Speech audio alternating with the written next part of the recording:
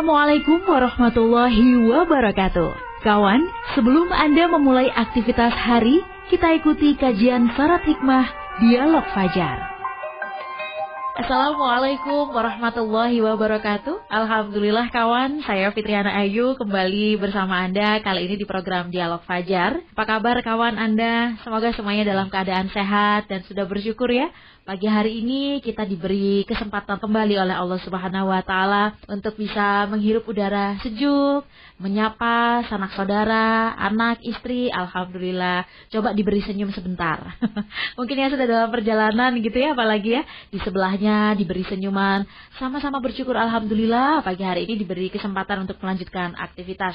Dan bersyukur pula pagi hari ini saya juga dipertemukan oleh Ustadz Mim Saiful Hadi dari pesantren Al-Quran Nurul Falah, Surabaya. Assalamualaikum Ustadz Mim. Waalaikumsalam warahmatullahi wabarakatuh. Masya Allah, alhamdulillah mau mantep ini. Kok tambah ngebasnya ini oke, sehat ini sudah konser mulai pagi Mbak. Ya Allah. Alhamdulillah sehat, luar biasa Allah Akbar. Semangat. Betul.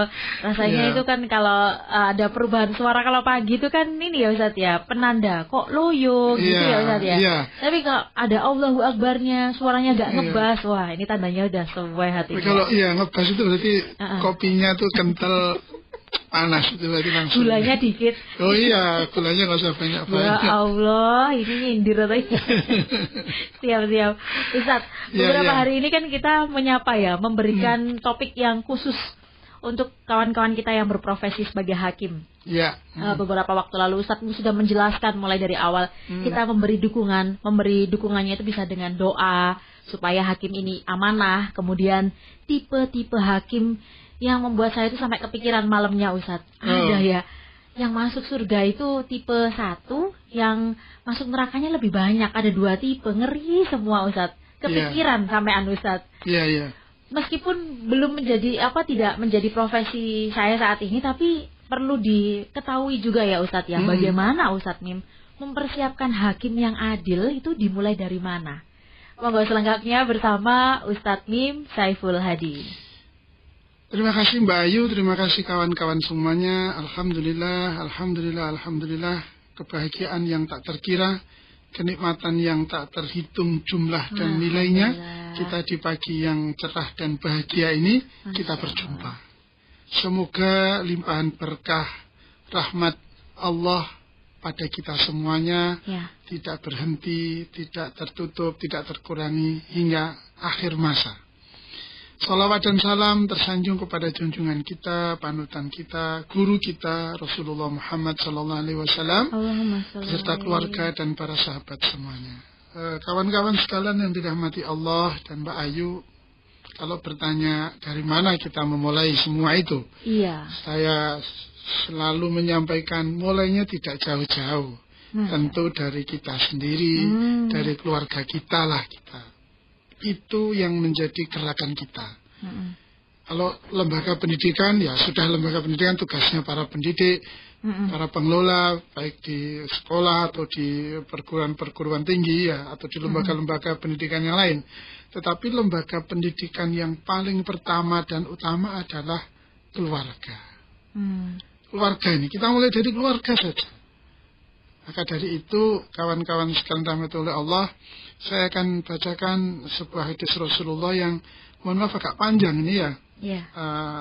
Saya bacakan. Bismillahirrahmanirrahim. Baina Rasulullah sallallahu alaihi wasallam yuhaddithu ashabuhu idh jaa sabiyun hatta intaha ila abihi fi nahiyatil qaumi famasaha ra'sahu wa aq'adahu ala fakhidhihi al-yumna qala falabitha qalilan faja'at ibnatun lahu hatta intahat ilaihi famasaha ra'saha wa aq'adaha fil ardi faqala Rasulullah sallallahu alaihi wasallam fahala ala fakhidhikal ukhra fahamalaha ala fakhidhil ukhra faqala sallallahu alaihi wasallam al-an adalta.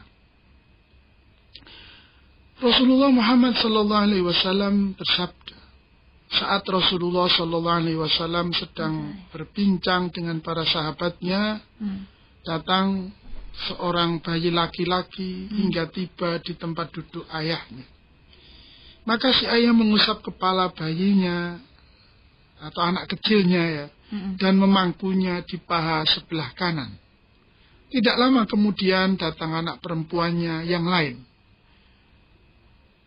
Si ayah mengusap kepala putrinya lalu mendudukkannya di lantai. Maka Rasulullah SAW bersabda, "Mengapa engkau tidak memangkunya di pahamu yang lain?" Akhirnya si ayah memangku putrinya di paha kirinya. Saat itu beliau bersabda, "Sekarang engkau baru berlaku adil." Hadis riwayat Ibnu Abi Dunya. Ini sebuah peristiwa yang penting, Mbak Ayu. Dalam kehidupan kita, di dalam kehidupan rumah tangga kita. Kita atau saya misalnya, sebagai ayah, bagaimana memperlakukan anak saya. Maka seperti itu pula lah sebetulnya nilai itu sedang ditanamkan kepada anak-anak kita. Dan itu Rasulullah sangat sadar bahwa ini bukan perkara kecil. Ini bukan perkara remeh. Maka ketika ada seorang ayah memperlakukan anaknya berbeda, cara Jawa ini pilih kasih ya Mbak Ayu ya. Pilih kasih. Itu merupakan biji, merupakan bibit, merupakan benih yang akan tumbuh kelak hingga dewasa. Jika dia mendapat perlakuan tidak adil, maka bagaimana mungkin anak-anak itu nanti akan tumbuh kemudian mampu menegakkan keadilan. Kalau kita para orang tua tidak menanamkan keadilan sejak kecil. Ini dini sekali nih. Bayi anak kecil yang masih dipangku kan bayi ya mungkin umur baru mungkin masih belum TK lah ini. Atau masih kecil lah pokoknya. Itu Rasulullah peka sekali. Ada orang tua ngobrol sama Rasulullah, disusul oleh anaknya, sitoke disayang, dipangku lah, sitoke didekek ning gone apa lantai Mbak Ayu ya. Itu Rasulullah tidak berkenan seperti itu. Jangan begitu kan itu ya. Kamu harus adil kan itu ya. Nek sitok mbok pangku, saya pangkuan kan itu ya. Nek sitok ngisor kan itu maksudnya. Biasanya itu anak ke-1 dan ke-2 gitu. Iya. Nah, coba ini sesuatu yang kecil, tapi bukan kecil sesungguhnya. Ini sesuatu yang penting. Sedini mungkin kita sebagai orang tua, jika kita memang berdoa kepada Allah agar anak-anak kita atau salah satu dari anak kita kelak menjadi seorang hakim yang baik, hakim yang adil, hakim yang termasuk yang sepertiga, yang membawa kita ke dalam surga, yang mempertemukan kita dengan surga. Dengan disapa oleh Rasulullah, disambut oleh Rasulullah, maka sejak sekarang, sejak anak-anak ketika masih di rumah, itu kita tanamkan itu. Kita latihkan, kita biasakan. Sikap adil, perilaku adil, tindakan yang adil. Jangan sepelekan. Maka ini memang penyakitnya orang tua, kelemahan ya bukan penyakit, kelemahan orang tua. Melihat anak itu kan ono sing nyeneng, ono sing mangkal kan itu lah.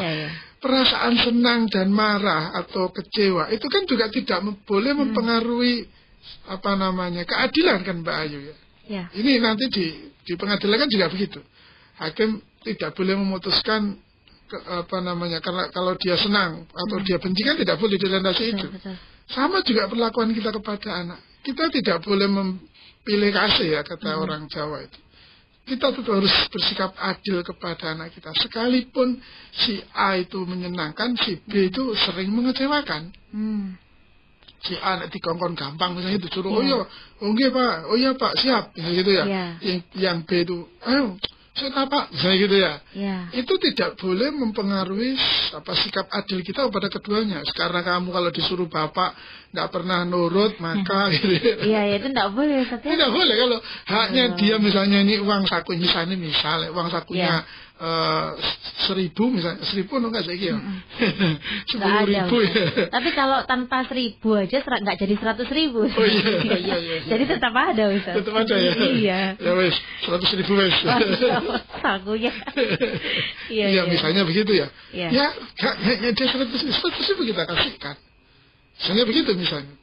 Ya kalau misalnya saya ini yang ngalami anak saya mondok ya, misalnya yang satunya rajin, yang satunya malas-malasan, terus kamu malas-malasan, kata kirimi, ya tidak boleh juga kan itu ya.